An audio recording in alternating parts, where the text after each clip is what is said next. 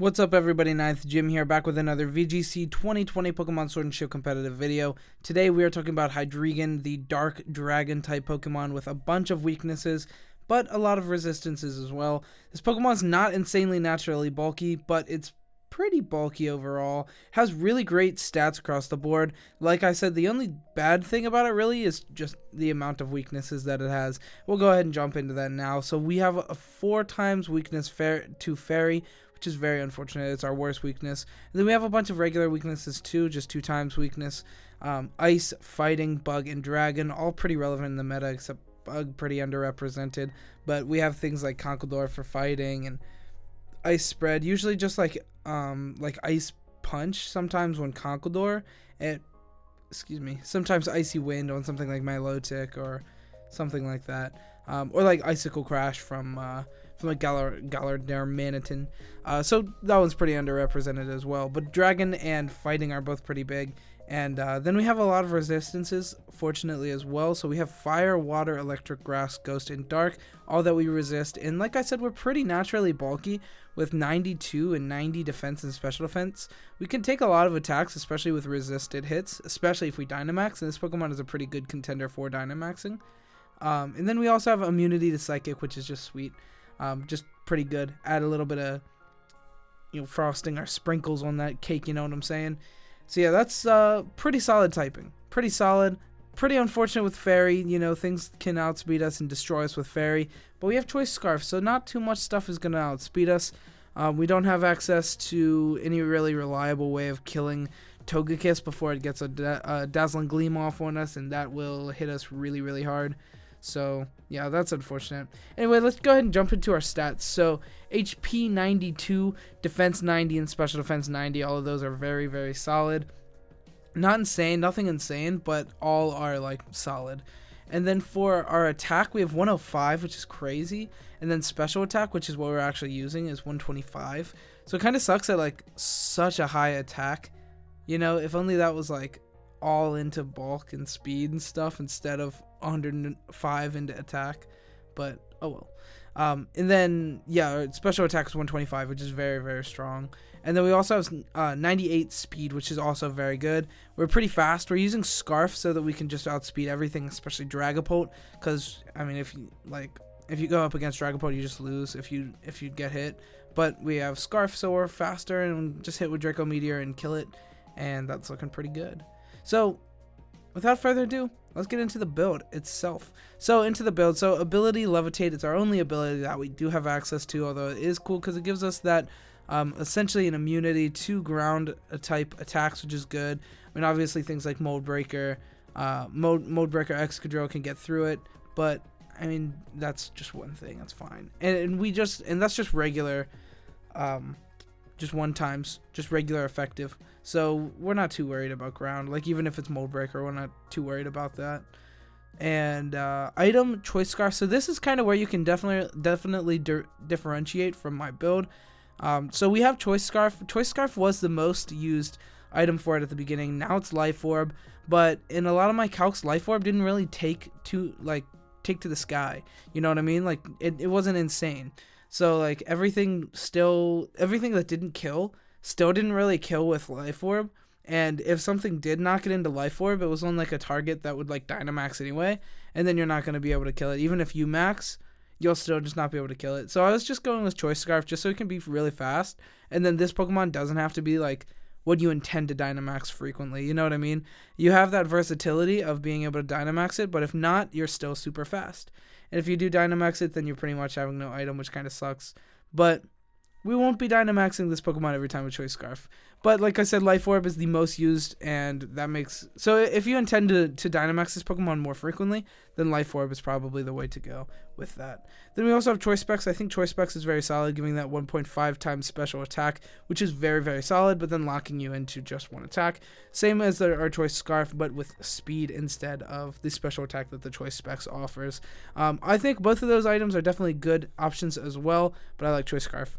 So into our moves, we have Dark Pulse, Draco Meteor, Earth Power, and Protect. Dark Pulse and Draco Meteor are just both our best options for stab special attacks that we have of them. Dark Pulse offering a chance to flinch, and then Draco Meteor just being huge, you know, and then lowering you to 2 special attack stages, which kind of sucks.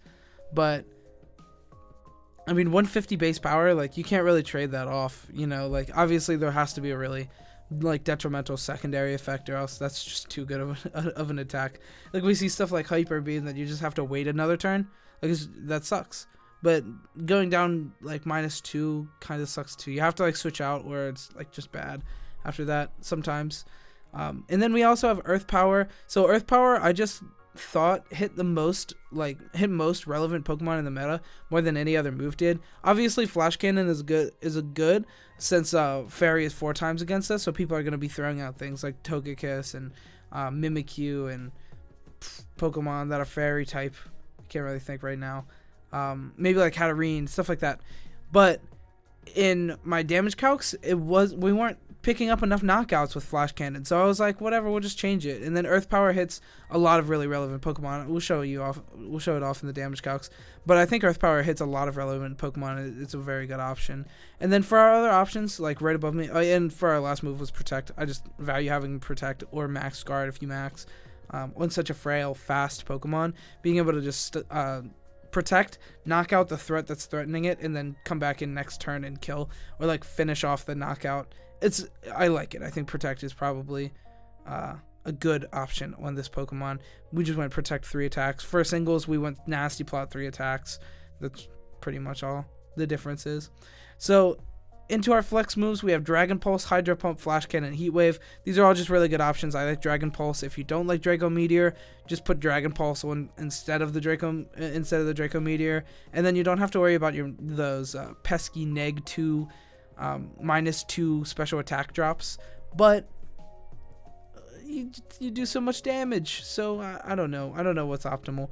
You can definitely test this Pokemon out a bunch. I like Draco Meteor. It's crazy. Draco Meteor is crazy. Come on, it does so much damage. Hydro Pump is a good option. It gives us that max Rain Dance as well, or the max Geyser. Set Rain as well, which is can be a cool option. You know, especially if you play this Pokemon with like Whimsicott, like Dracovish, you can set Rain with this, and then set Tailwind, bring in your Dracovish, and just kill everything. It's another option. Hydro Pump's cool. I like it. I think it's good. Flash Cannon, like I was saying, is good, but it just doesn't seem to pick up enough knockouts. Like Togekiss, even if it's not bulky, we still don't take an Oko. Sometimes even if, like maybe with like Life Orb and Max Steel Spike, but at that point, you're running a very different build from this anyway.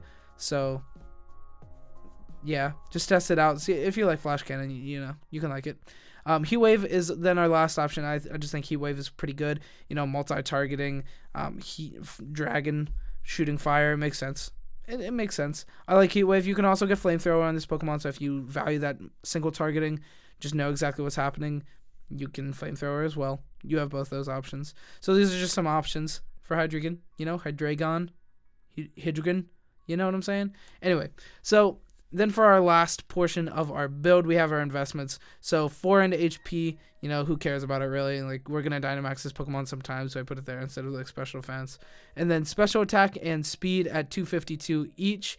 And then plus in speed, giving us that timid nature, giving us plus speed, minus attack. Just being as fast as possible is a really good thing. It's a really big thing that I value on this Pokemon. Obviously, as you see the Choice Scarf, we're just being really, really fast, and we have speed tiers here in just 2 moments. But fast and has high damage as possible is pretty much the name of the game with this guy. It's pretty good. So for some synergies, we have, for our first one, we have Togekiss. Togekiss is really good. Just like, you know, redirection is really, really solid. It has a pretty solid like placement as far as typings go. You know, like being able to,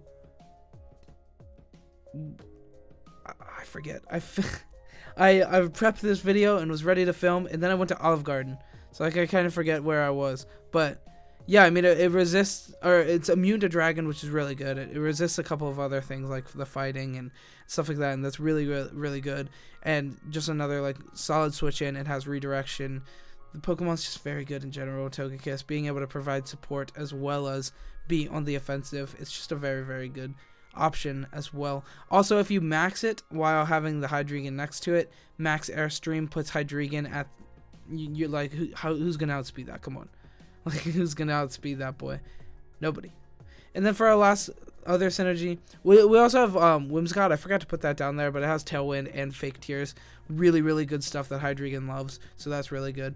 And then for our other one, we have Jellicent. Jellicent is able to, like Jellicent has a hard time with like Ghost and Dark and stuff like that, and Hydreigon just resists that entirely. You can definitely bring him in and then eat up some damage, no problem, kill off some threats, bring back in the Jellicent. Jellicent can reverse that Trick Rooms because Hydreigon's very fast, it doesn't like Trick Room, so that's another really useful thing. So that's going to be it for this slide. Oh, man. I'm doing crazy. We're going to go ahead on to speed tiers. We're very fast, like I was saying. So we're all the way up here at 247. This is with Scarf. This is Scarf all the way. If you don't go Scarf, you'll have to relook up to speed tiers. If you go with like Life Orb or something, or different anything in general. But I like this. I think this is a really good way of playing the Pokemon.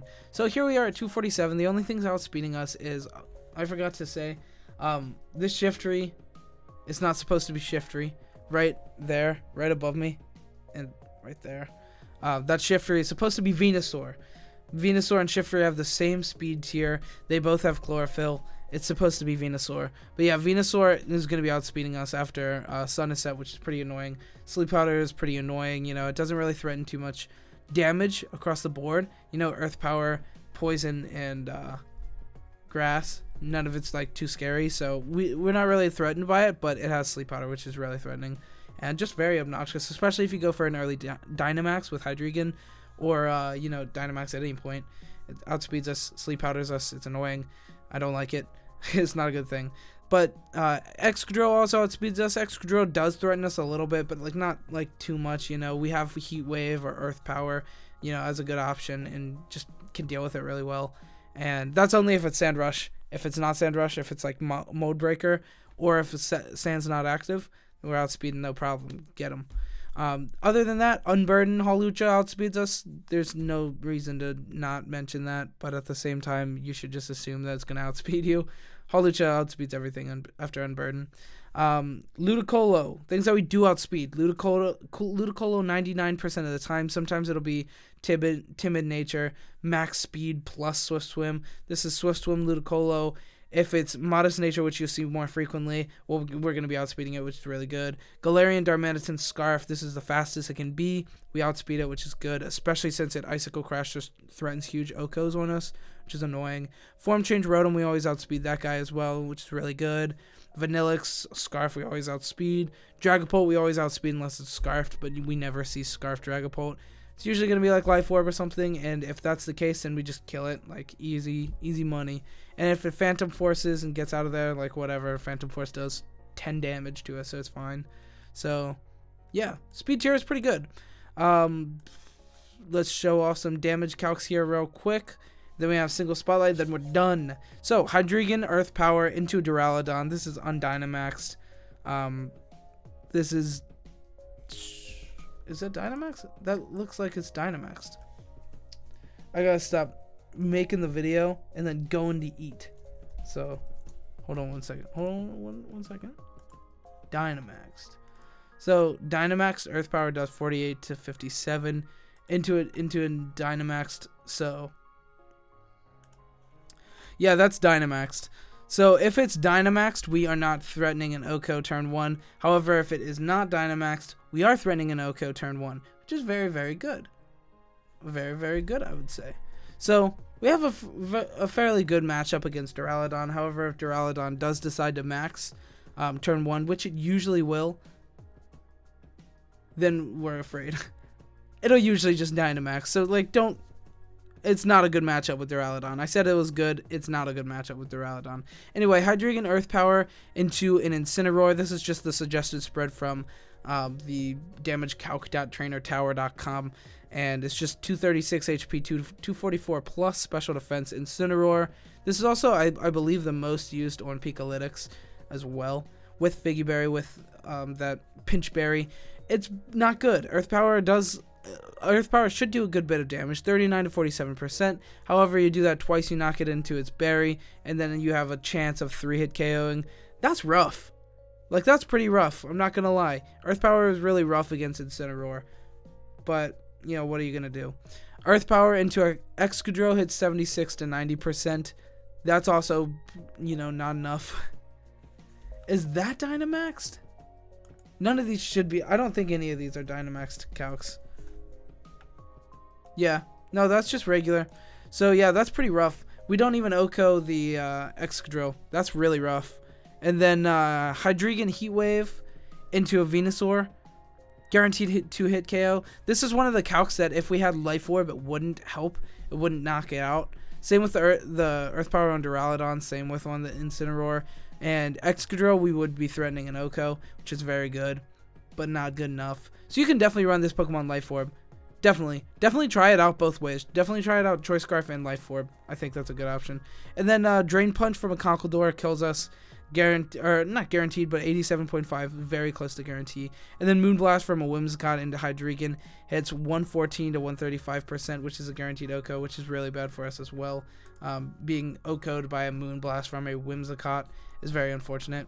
So that's going to be it for our damage calcs. So we'll go ahead and jump into a single spotlight real quick. I'm trying to end this video as soon as possible. So for our singles build, this Pokemon is very viable in singles. Definitely, you can definitely play this. It's very similar to our last build.